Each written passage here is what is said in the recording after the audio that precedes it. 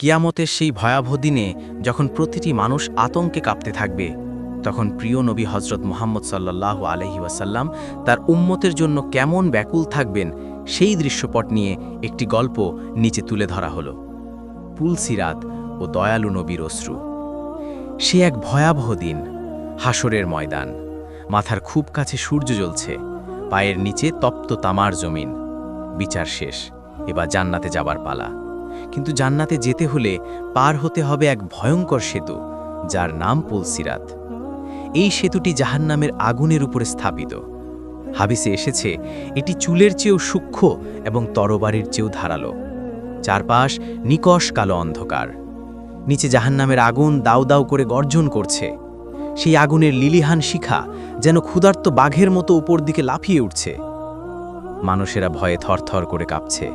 সেদিন আদম আলাইহিসসালাম থেকে শুরু করে বড় বড় নবীরাও ভয়ে নাফসি নাফসি অর্থাৎ আমাকে বাঁচান বলে জপতে থাকবেন। কিন্তু সেই ভয়াবহ সময়েও একজন মানুষ নিজের কথা ভাবছেন না। তিনি আমাদের দয়ালু নবী হজরত মুহাম্মদ সাল্লাল্লাহু আলাইহি ওয়াসাল্লাম। রাসূল সাল্লাল্লাহু আলাইহি ওয়াসাল্লাম পুলসিরাতের শেষ প্রান্তে জান্নাতের দরজার কাছে দাঁড়িয়ে আছেন। তার চেহারায় চরম উদ্বেগ, চোখে অশ্রু। তিনি তাকিয়ে আছেন পুলসিরাতের দিকে, যেখান দিয়ে তার উম্মতরা পার হবে।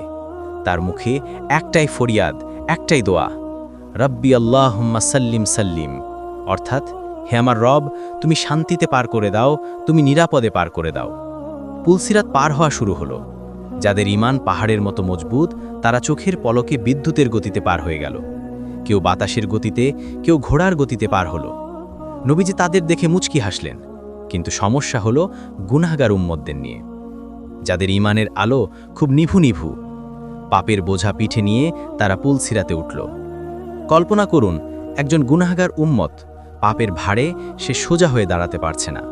পুলসিরাত তার কাছে তরবারির মতো ধারালো মনে হচ্ছে।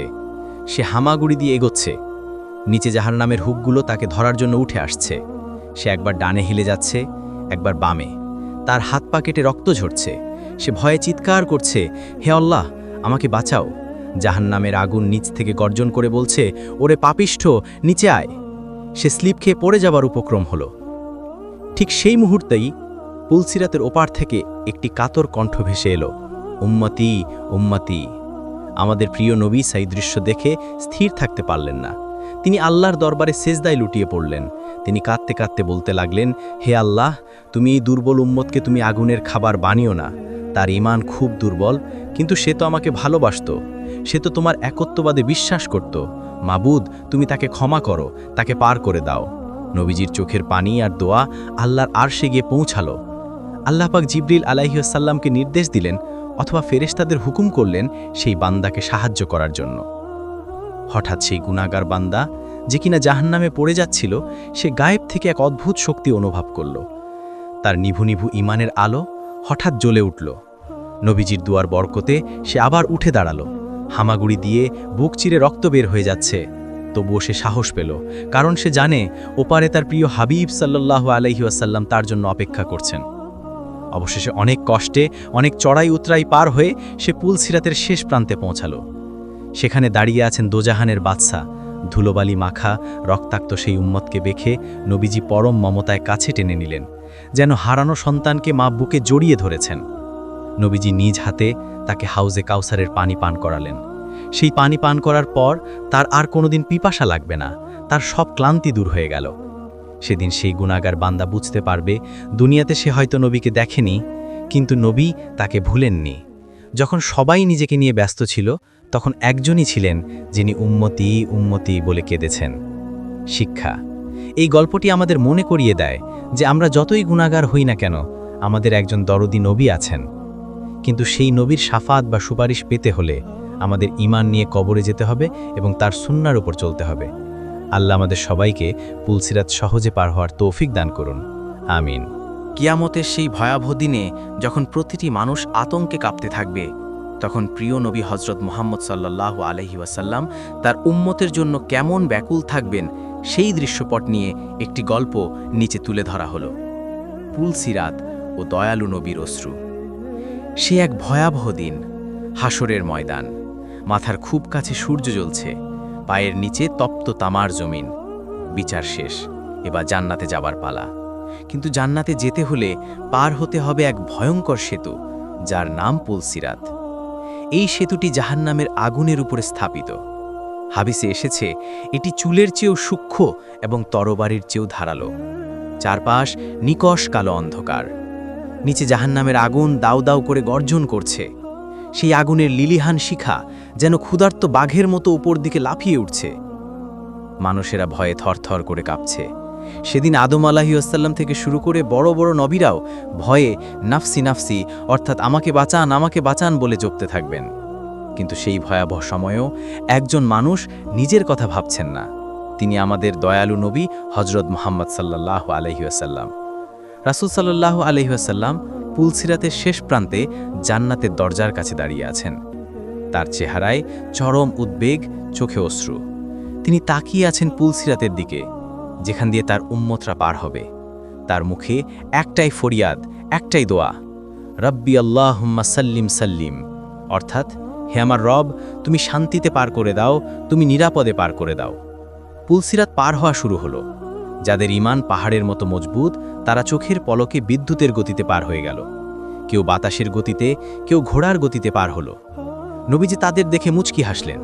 কিন্তু সমস্যা হলো গুনাহগার উম্মতদের নিয়ে, যাদের ঈমানের আলো খুব নিভু নিভু। পাপের বোঝা পিঠে নিয়ে তারা পুলসিরাতে উঠল। কল্পনা করুন, একজন গুনাহগার উম্মত, পাপের ভারে সে সোজা হয়ে দাঁড়াতে পারছে না।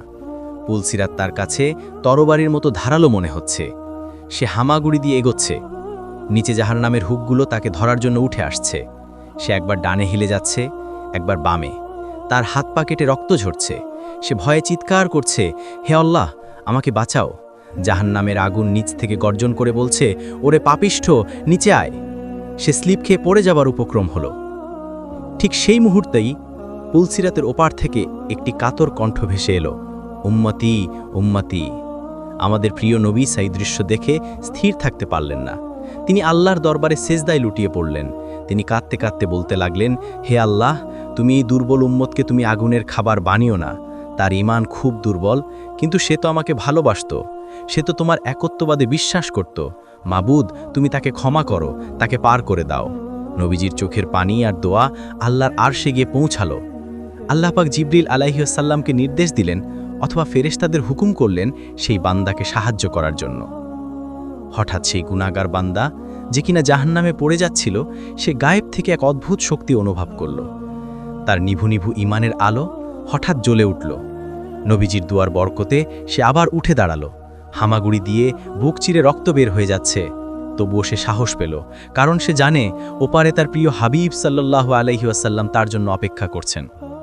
অবশেষে অনেক কষ্টে, অনেক চড়াই উতরাই পার হয়ে সে পুলসিরাতের শেষ প্রান্তে পৌঁছালো।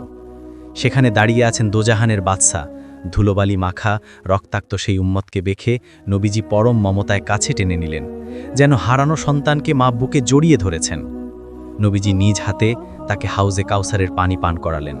সেই পানি পান করার পর তার আর কোনোদিন পিপাসা লাগবে না, তার সব ক্লান্তি দূর হয়ে গেল। সেদিন সেই গুনাহগার বান্দা বুঝতে পারবে, দুনিয়াতে সে হয়তো নবীকে দেখেনি, কিন্তু নবী তাকে ভুলেননি। যখন সবাই নিজেকে নিয়ে ব্যস্ত ছিল, তখন একজনই ছিলেন যিনি উম্মতি উম্মতি বলে কেঁদেছেন। শিক্ষা: এই গল্পটি আমাদের মনে করিয়ে দেয় যে আমরা যতই গুনাহগার হই না কেন, আমাদের একজন দরদি নবী আছেন। কিন্তু সেই নবীর শাফাত বা সুপারিশ পেতে হলে আমাদের ঈমান নিয়ে কবরে যেতে হবে এবং তার সুন্নাহর উপর চলতে হবে। আল্লাহ আমাদের সবাইকে পুলসিরাত সহজে পার হওয়ার তৌফিক দান করুন। আমিন।